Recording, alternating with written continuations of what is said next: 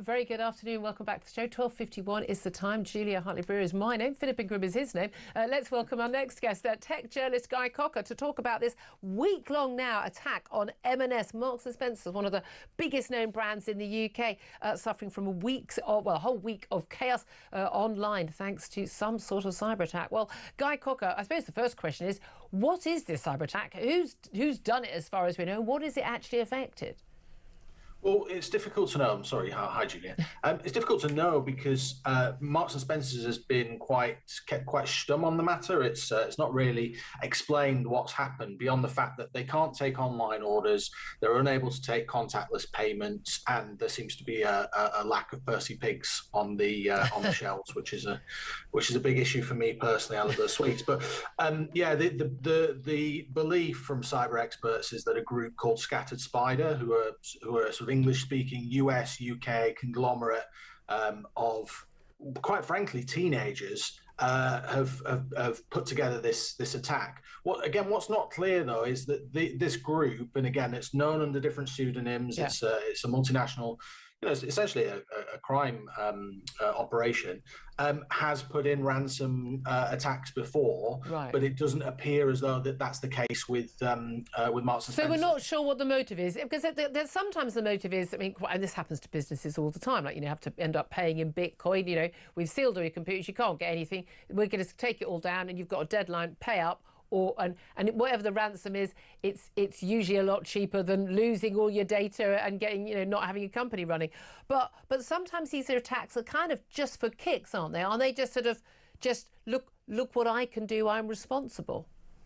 Exactly, yeah. Some of them can be. Some groups want to sort of show off their technical prowess and the fact that they can bring down a huge business like Marks & Spencer, who has lost about 7% of its value on the stock market, about 600 million in the last week. As you said, they haven't been able to take online orders for the last week. They've had staff that are waiting in the wings. Their agency workers haven't been working because they haven't been taking orders, and that's been losing them.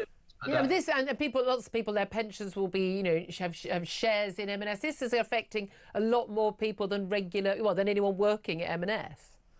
Yeah, and I should say Marks & Spencer's been doing very well on the stock market over the last 3 or 4 years. Yep. The executive Stuart Machin's done a good job at turning that business around. But I think the feeling is this will be a short-term amount of pain. It shouldn't impact on that sort of great bastion of the British High Street and online that is Marks & Spencer's. And I think we all want to see that business continue to do well because it's something that we use and it is great. Yeah, the trouble is though, I mean, it's taken so long. Often we hear about these cases, they have to rebuild and, there's been some sort of problem. They have to start, update all their systems. But it's been a week. Is that unusual for a business of this size to be hit for so long? I mean, if we think back to attacks that have happened in the past with businesses like BA, where their systems have gone out, and then cybersecurity firms that have been like CrowdStrike was the big one from last year. I think even spoke about it.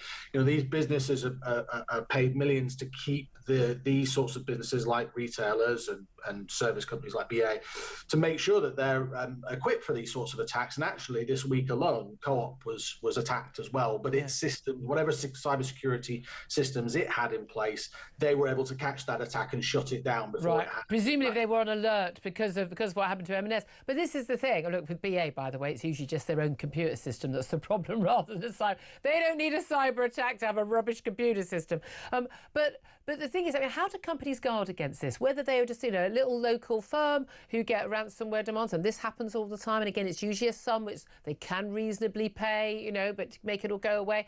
Or big, multinational firms, or indeed, we have the NHS got hit with a cyber attack a few years back as well. Sometimes these are from, a hostile national, government-backed actors. Sometimes they are terrorist groups. Sometimes they are just, a bunch of teenagers doing it for kicks, or people or organised criminal networks. How could you possibly guard against this? Well, there are multiple companies that are out there that you can hire. Obviously, you mentioned from the top, like a multinational like Marks & Spencer's, they'll spend millions on just making sure that their systems are as protected as they can be. Yeah. the problem with this stuff is that there's always human error that's brought in. So a lot of these attacks can happen just because of weak passwords, or just an ex-employee, a disgruntled employee can be a weakness. So you can pay a lot of money to try and protect yourself, but ultimately, one weak link. I mean, remember, we had that teenage hacker in the UK. He managed to get into the Defense Department and the Pentagon in the United States because some people working there, their password was quite literally password. I mean, extraordinary, but it does still happen. Tech journalist Guy Cocker, thank you very much indeed. Philip Ingram, look, you're a military intelligence officer in your career. What do you make of this? And I do a lot of cyber stuff as well, and it's interesting. Fingers in every pie, everyone. This Scattered Spider group is not a small group. They've attacked MGM beforehand. They've attacked Caesar's Palace, and they tend to use phishing attacks. So it's trying to get you to click on a link that takes you will get something to infect your system. So they're a big organised crime group. But there's so much of this going on, even down to the AI that's being used, where people genuinely think they are speaking to and even looking at on a video call somebody who's authorised to make a payment.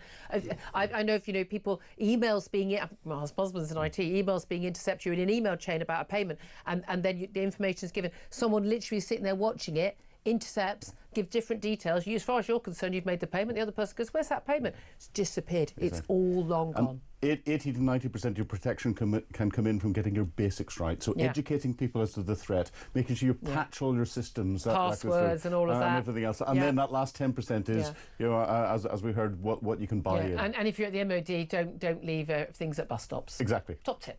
I don't know. Anyway, at 12:58 is the time. Ian Collins is here. Have you ever been hacked? I've never been hacked, but I've been sort of I could be hacked because my other half, who I have these passwords. I can't wait to find out what's happening. They're quite convoluted, the passwords. Yeah, but they're generated by the app. Or whatever. So I don't pick the password. And her advice to me is make it something really simple. It's like. Well, no, it's got to be simple. That's got nothing to do with you, so no one could ever guess it. But I don't think she cares about passwords are something of a battle in our household. I have to say. Are they? Yes, because my husband's in IT, and therefore, You've got to convolute the password. I hate all this 5,000 symbols and letters. Yeah, exactly. Jumbled up like a good one.